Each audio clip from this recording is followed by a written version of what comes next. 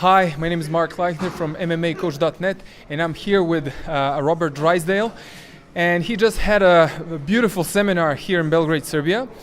And I want to thank you for a great seminar. I got that half guard detail right. I think I got it right.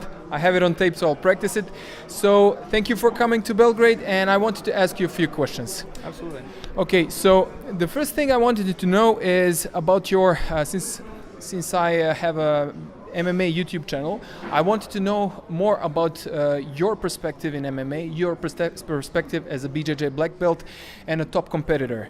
So what was the most important thing for you when you transferred from BJJ to MMA? What was the most important thing for you to modify in your style of fighting so you can make your BJJ work for MMA?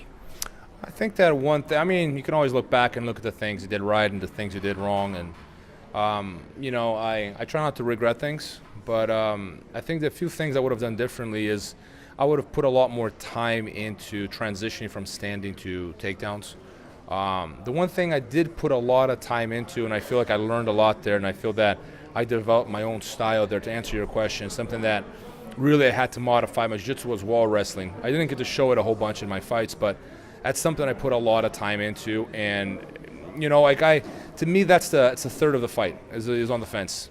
I think a lot of people that train MMA, they neglect that. They hit pads, they spar, they freestyle wrestle, and then they do jiu-jitsu. And a lot of times the in-between is missing, right? The transitions are missing. But on top of that, there's this whole new element to MMA, which is fought on the wall, on the fence. It's not wrestling. People think, oh, I know how to wrestle, I'm good on the wall. It's not wrestling. It's not jiu-jitsu either.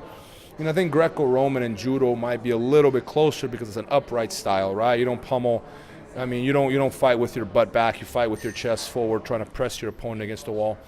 So there's a little overlapping there, but generally speaking, the wall is a whole new world. And I really liked it. First, I hated it. First, I hated the wall, and over time, it became I started liking it more than I liked the ground, believe it or not. That's interesting. And what about the ground fighting itself? I think Roger Gracie once said that you can throw out like 80% of BJJ once you go into MMA, but don't quote me on that. Were there any specific modifications that you did in your ground fighting, in your grappling, that was specific to MMA fighting?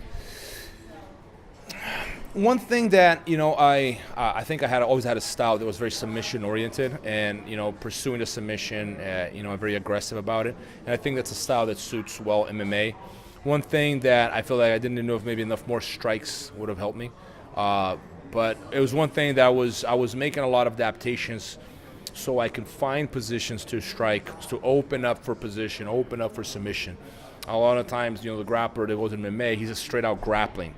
Right, I think that's a mistake. I think the punches work in the grappler's favor, despite what people think. Oh, once you punched a black belt in the face once, it becomes a brown and all that nonsense. I think it's the other way around. I think punches favor the grappler, because if you know how to position yourself and know how to punch properly, then you really, now you're a killing machine. It's going to open up for submissions. So I think a lot of grapplers, myself included, did not focus enough on that. But that was something I did develop some things there.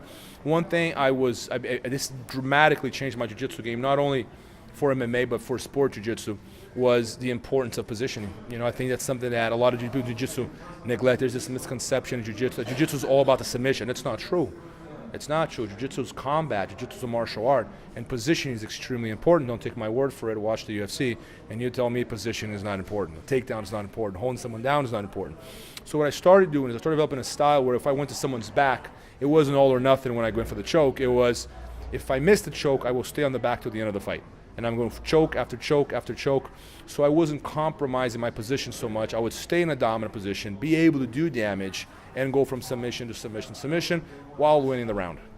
Right? And I translated that into my sport jiu-jitsu. In a way, MMA has influenced a lot of my sport jiu-jitsu, because it was a reminder that jiu-jitsu, before it was a sport, it was combat. It was a martial art. And I think a lot of jiu-jitsu practitioners have lost that. They don't want to learn takedowns. They don't care about being on top. In fact, they often fight to be on bottom, which is odd. It's just very, jiu-jitsu, Brazilian jiu-jitsu is the only grappling art on the planet where people fight to be on bottom. In regards to what you think of it, my personal opinion, I don't believe people should agree with me. They can if they want, but I personally believe that you should fight to be on top, and the combat aspect is something we shouldn't lose. So I started fighting for top position and knowing how to control top position and stay in top position, not let the person stand back up.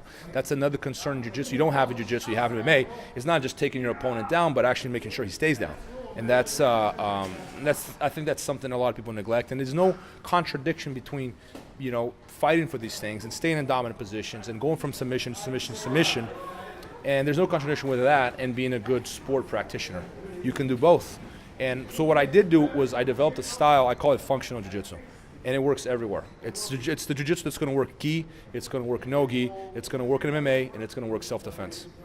Because that's what jiu-jitsu is to me. It's all those things, right? You can't just say jiu-jitsu is only this or it's only that. You can, but now you have a very limited version of jiu-jitsu. I like my jiu-jitsu to be complete, so I focus on the things that work everywhere versus focusing on the things that only work in one arena. If that makes any sense. It does make sense.